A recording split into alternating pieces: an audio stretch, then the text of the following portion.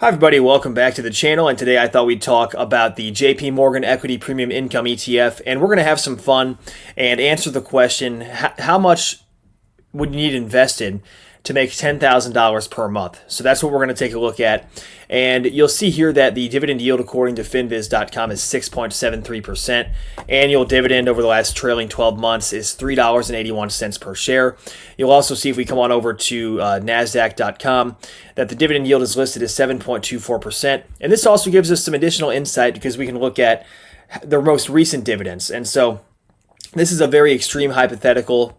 To make $10,000 per month, you would need a significant amount invested in this ETF. I'm sure there's somebody out there with this amount of money invested, but put simply, what we can do is take the dividend yield of 7%. So we're going to take 0.0724%.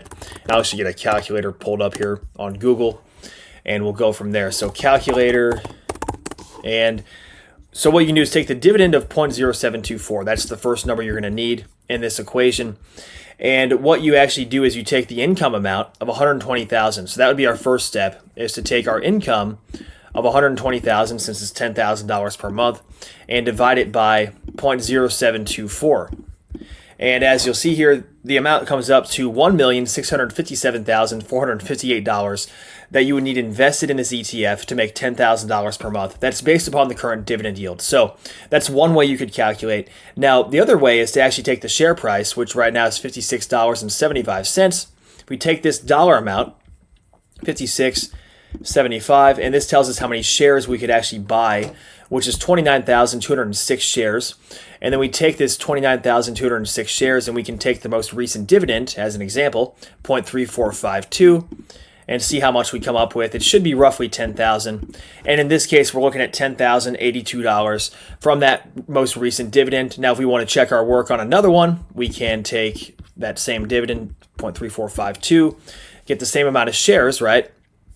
And then we take, let's take a higher one, for example, 0.4278. That was a higher dividend.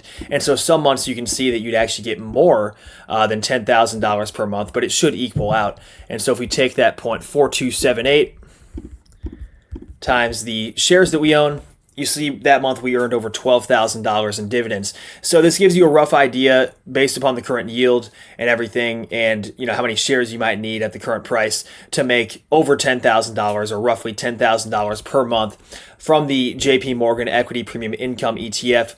Like I said, we're just having fun here. You would obviously need a significant amount of capital invested. It looks like about $1.6 million to make this happen.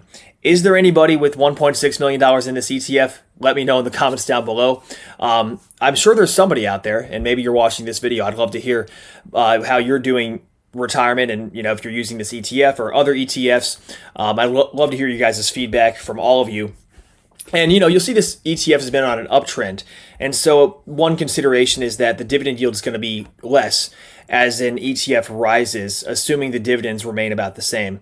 And so you'll see we have these variable dividends paid out every single month.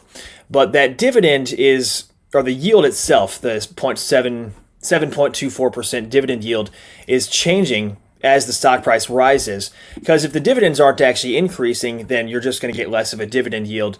Now, but down here, the dividend yield is probably higher, down at $51 per share, just based upon the fact that the price was lower. And so dividend yield is not everything. You also have to look at the sustainability of dividends.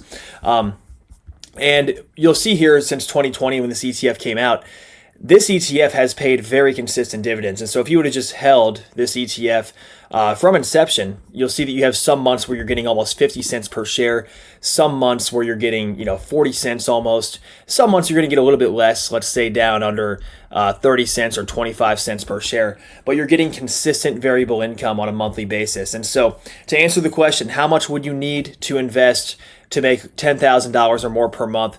I would say roughly 1.5 or $1.6 million to be exact, is how much you would need to make around to make $10,000 per month. Like I said, this is an extreme hypothetical. I was just having fun in this video, but hope you guys enjoyed it, and thanks so much for watching. God bless. We'll see you guys in the next video. Take care.